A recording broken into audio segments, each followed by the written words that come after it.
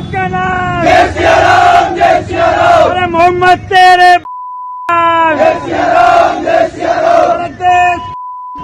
अस्सलामु अलैकुम वरहमतुल्लाहि वबरकातुहू। मोहतरम नाजरीन, मेरे प्यारे भाइयों और दोस्तों, मुख्तसर सी बातें हैं, ज़रूर सुन लें। पठान फिल्म को लेकर बहुत ही इख्तलाफ व एहतजाज हो रहे हैं। जगह जगह बाइकाट की पोस्टर लगाए गए, सोशल मीडिया पर ट्रोल चलाया गया।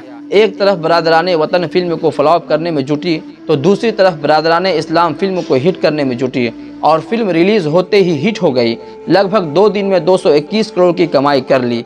लेकिन दोस्तों, बहुत अफसोस और शर्म की बात है, इस फिल्म की वजह से हमारे नबी करीम सल्लल्लाहु अलैहि वसल्लम की शान में फिर गुस्ताखी की गई। इंदौर में नबी करीम सल्लल्लाहु अलैहि वसल्लम का नाम लेकर गाली दी गई, नारे लगाए गए।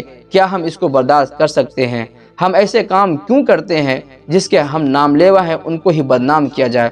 पठान फिल्म को देखने के लिए मुसलमानों ने पूरा हाल का टिकट खरीद लिया और ये दलील पेश करते हैं कि अल्लाह जिसे चाहे इज्जत देता है और जिसे चाहे ज़िल्लत देता है।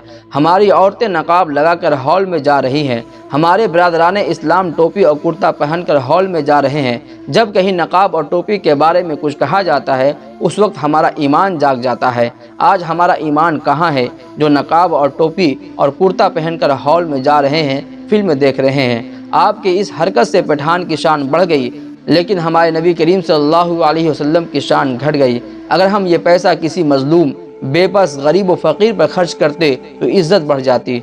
दोस्तों, पठान को छोड़िए, अपनी नबी करीम सल्लल्लाहु अलैहि वसल्लम की शान को बचाइए, जिससे हम बेहद मोहब्बत करते हैं। अगर हमारी बातों से आपको कुछ सीखने को मिला तो दोस्तों को ज़रूर शेयर करें। कुछ एतराज़ हो तो कमेंट करें। हमारे चैनल पर अगर नए हैं तो सब्सक्राइब कर लें। फ़ी अमानिल्लाह।